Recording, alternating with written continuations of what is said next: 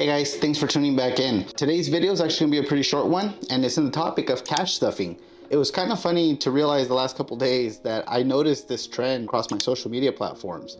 And the reason I say it's kind of funny is because this is actually something that's totally old school. So it's kind of funny to see that people are kind of thinking of it as a new thing. Cash stuffing, or the way I knew it back in my day, was actually called the envelope system.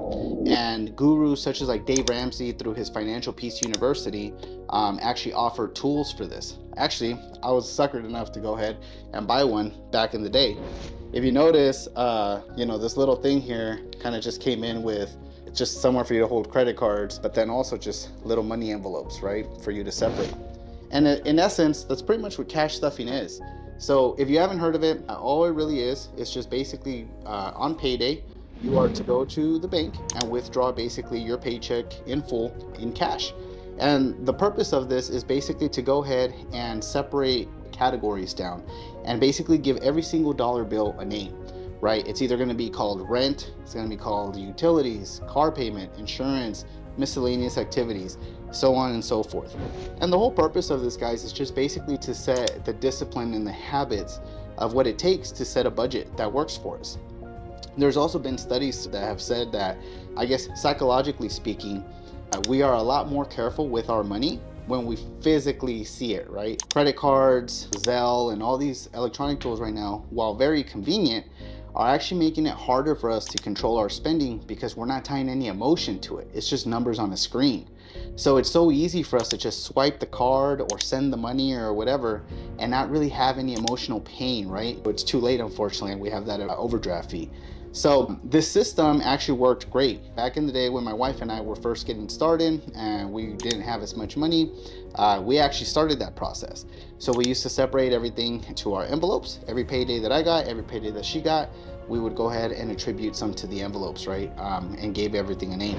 And I will say that even in speaking out of personal experience, when we did it, it's so funny, prior to doing it, we always felt like we were living paycheck to paycheck.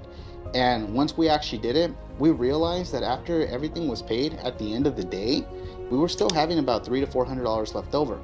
And again, this is back in the day to like when, before we opened and started our businesses.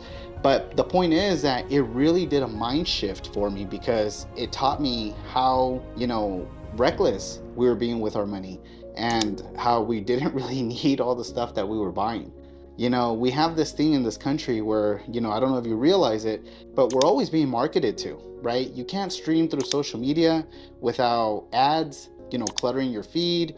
You can't watch Netflix or anything without commercials, unless of course you pay for the ad-free version, which even then you're being marketed to, right? Because it's like, do you want ad-free? Imagine how much more comfortable you watch your shows. Pay us this amount and we'll let you go. So the point is that what happens is that we live in a country full of stress, and for a lot of us, shopping is therapeutic, or even if it's not shopping, spending itself is therapeutic because we give ourselves this notion of, well, I deserve it. I work hard, so I should give myself that, And not saying that we don't, but what I'm realizing, or what this will teach you pretty soon, is that you don't need as much as you think you do. So again, I'm glad to see this circulating back around now in the long scheme of things to build long-term wealth. I'm not a Dave Ramsey fan in particular. I do believe in learning how to leverage debt in order to basically make more money. You're at the point right now where you're finding yourself always struggling and to make ends meet. This is a great place to start to just set some, good foundations, some good spending habits, and just, see basically where your money is going. And then only when you know where your money is going does it make it easier for you to plan on how to improve, right? You can't improve if you don't even know where the starting line is. So I hope this helps you guys. Look into the habit. Like I said, it's called cash stuffing now. It was the envelope system back in my day. But if you have any questions or anything regarding it, please feel free to leave a comment below and I'll be more than happy to answer any questions. Again, my goal is to see everybody succeed. So I wish you all a great day and we'll talk to you soon.